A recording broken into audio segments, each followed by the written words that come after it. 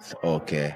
But when you find someone like, Canelo or Golovkin, it's a different kettle of fish, I have to lean towards Canelo.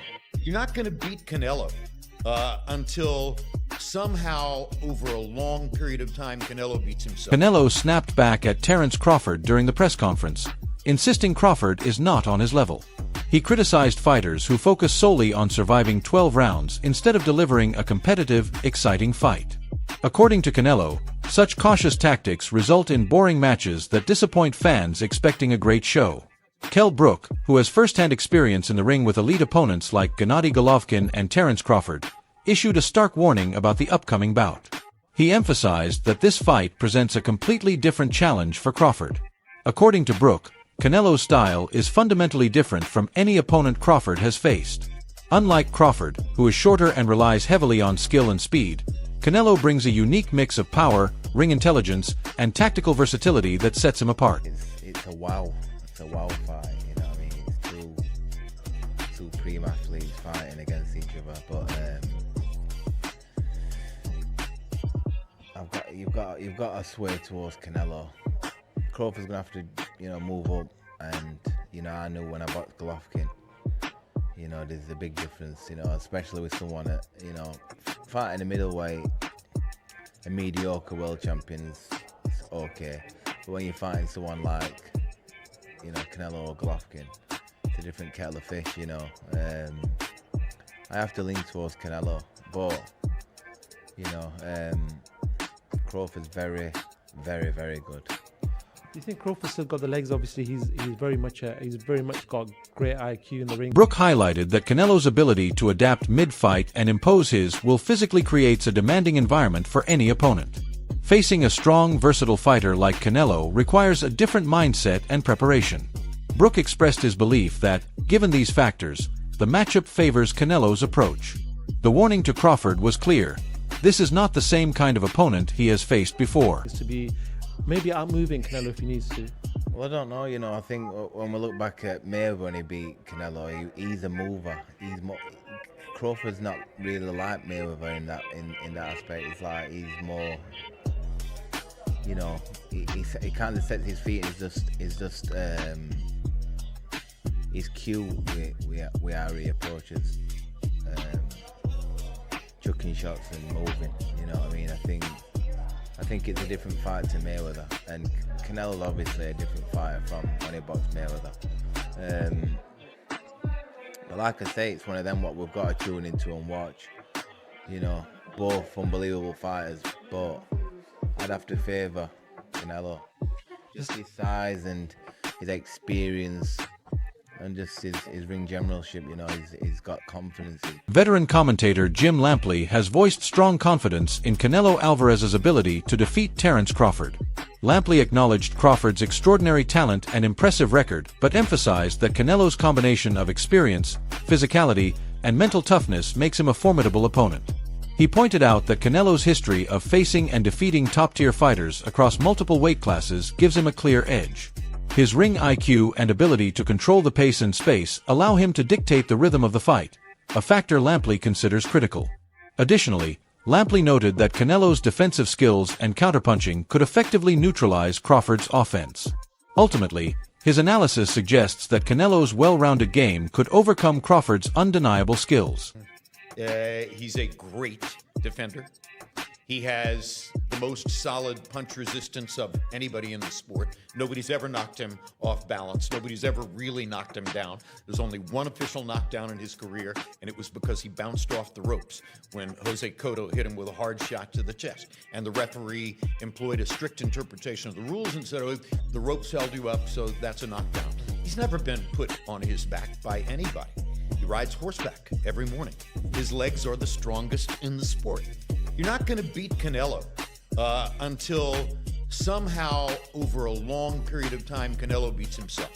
If he gets tired of all the discipline he has had to employ to make all the money he's made, if he has enough giant ranches in the Yucatan, if he has enough beautiful horses, if he has had enough unforgettable dinners with Mexican billionaires in Mexico City and Vegas, then maybe. But my guess is he will retire without incurring another loss. because it's important to him to do that. Which implies you like him against Bud Crawford. I do like him against Bud Crawford, but I do think that it's a great fight. Now, I could change my mind when we get closer. Bud Crawford, to me, is a latter-day Sugar Ray Robinson. He has the multiple skills of Sugar Ray Robinson. He can defend or attack. He has a deep inner mean streak that he can employ at any moment in a fight to get what he wants.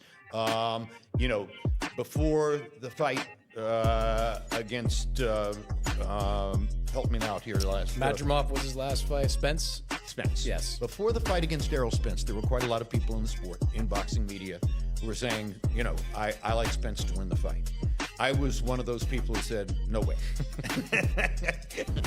Errol Spence doesn't have the depth. Terence Crawford's career speaks volumes about his talent and accomplishments. He has consistently showcased exceptional boxing skills, power, and ring adaptability, earning his place among the sport's elite. Yet, there's a paradox in how his fighting style is perceived by the public. While his technical prowess and tactical brilliance are widely respected within boxing circles, the general audience often overlooks these qualities in favor of flashier, more aggressive styles. Crawford's approach is rooted in calculated precision, blending defense with sharp counters and strategic pressure. Though highly effective, this methodical style is sometimes criticized for lacking the excitement and high-octane action that casual fans tend to crave. As a result, many fans don't fully appreciate the level of skill Crawford brings to the ring. And he has been walking down his fighters, and people don't see that but me. For some reason, when I had that take, people were screaming cap. And it's like David Evanesia, Errol Spence, Sean Porter, Gamboa, a Mean Machine. Even against Madrimov, the way he won the fight was by fighting. It wasn't Floyd Mayweather sticking. This guy has been too athletically gifted, and I mean explosive, hard punching, and too strong for his ops. When he's in orthodox, he boxes more. When he switches, he becomes a puncher. And now he's coming out southpaw. He ends you. He is not, you gotta watch him fight. He does do athletic things where his hands and his feet work together and he catches you for sure. But what he mostly do is he punishes and he bullies his op because he walks you down and whips your ass. Boxing analyst Bomac offers a contrasting viewpoint, recognizing Canelo's talents while emphasizing Crawford's superior technical skills. According to Bomac, Canelo is undoubtedly a top-level fighter, but Crawford's precision, speed, and ring generalship give him the edge in this matchup. He highlights Crawford's motivation and preparation, noting that Crawford consistently enters the ring with a high level of focus and readiness.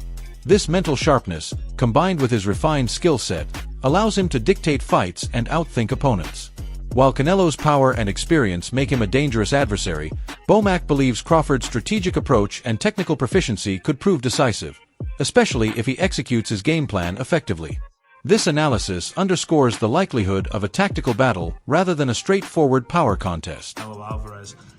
It was interesting to see the comments from Canelo on how he sort of assessed Bud Crawford's career. I almost feel after the Spence fight that was like an exclamation point on everything he's done, maybe from the critics who never gave him credit, but it almost seems like Canelo was downplaying his achievements. What do you make of that? Is that to build a fight? Because it sells itself.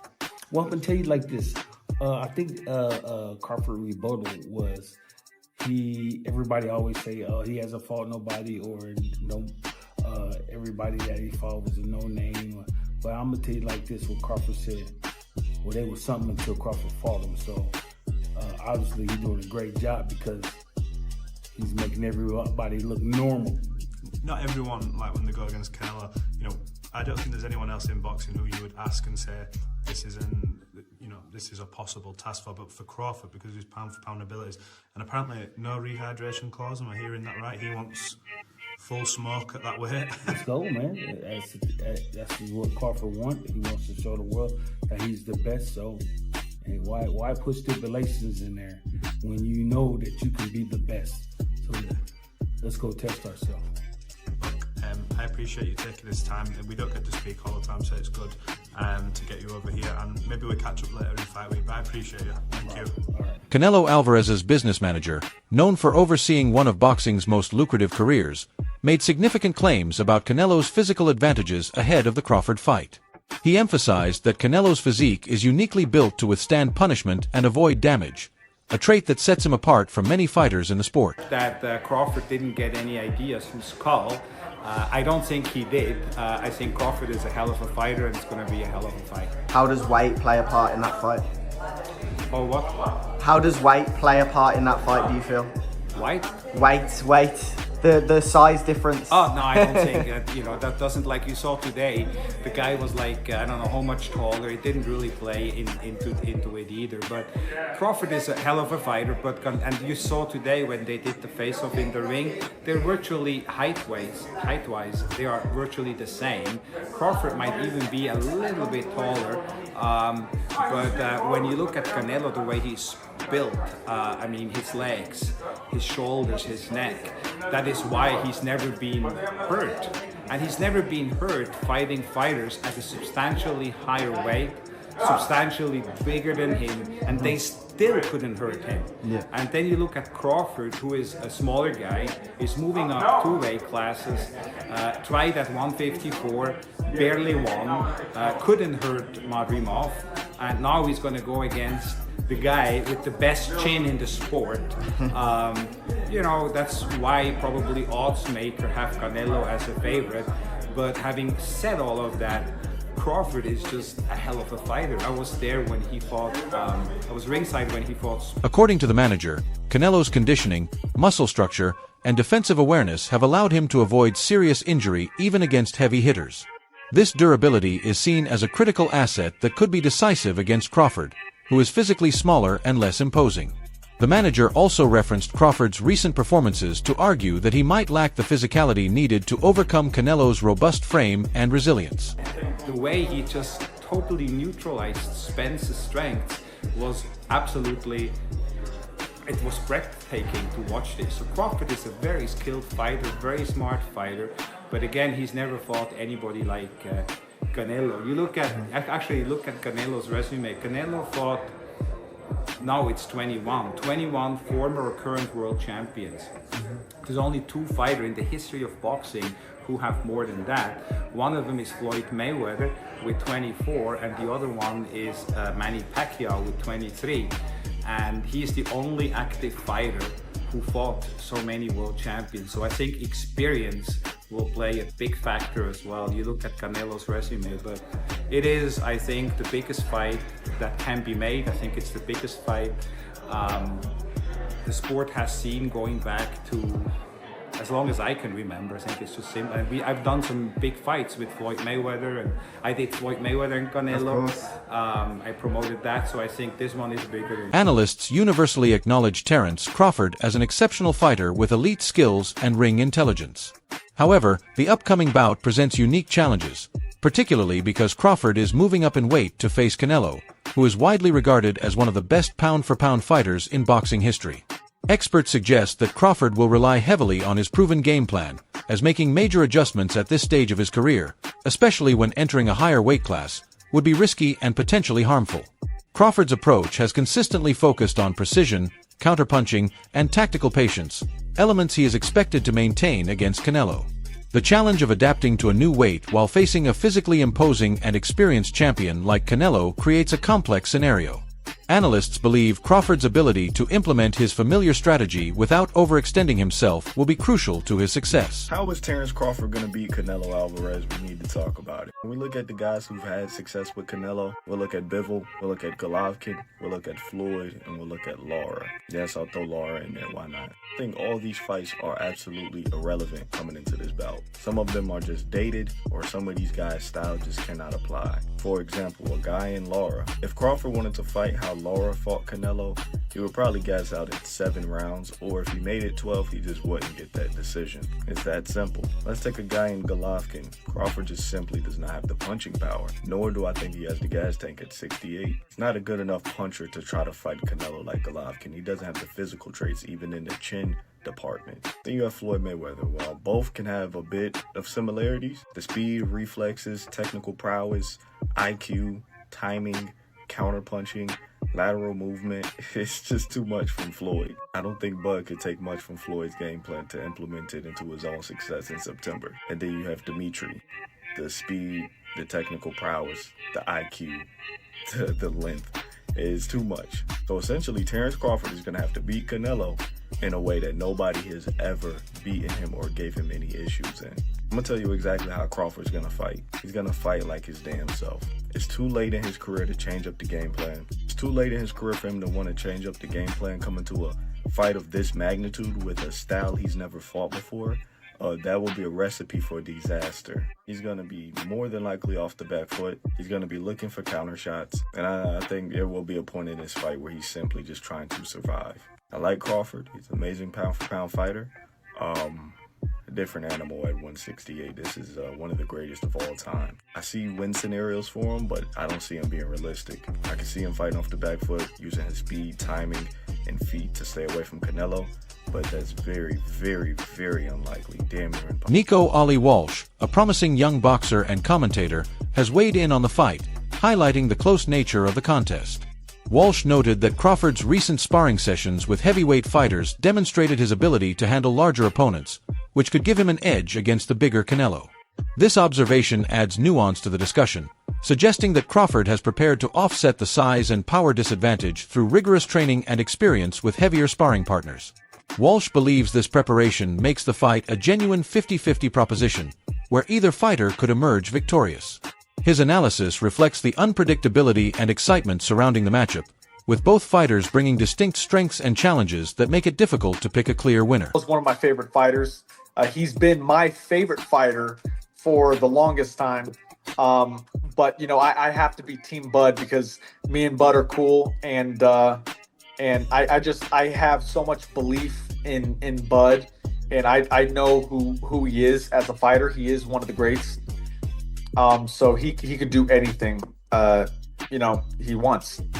And being around both of them and seeing how they work and train and things like that, what makes both of them the fighters they are, in your opinion? I've watched Bud, so what for Bud in particular, he's calm in everything he does, and that kind of calm is scary to watch because it shows experience. You can see that he's been doing this for decades. You can see it with his shadow box. Legendary trainer and analyst Teddy Atlas offers a balanced perspective on the Canelo versus Crawford debate.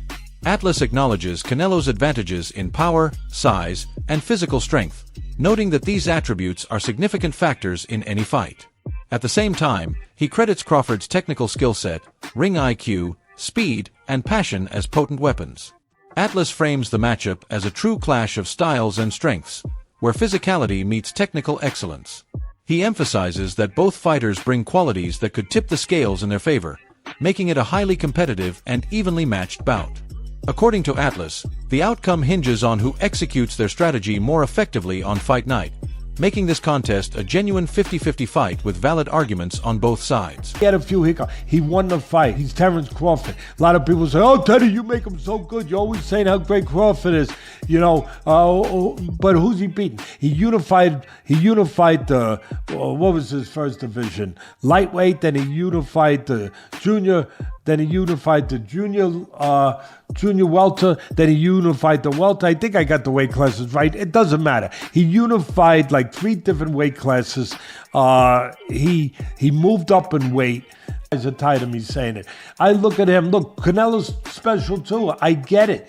And he's bigger. I get that too. And everyone's going to say, well, after Madrimore fight again, had a couple hiccups. Now he's stepping up another weight class. Now he's got to fight Canelo, who's even bigger, stronger, better puncher. You know, a unified champion that he's been. You know, all of that stuff. He's not going to be able to handle it. I asked this question. See, I go to the other side.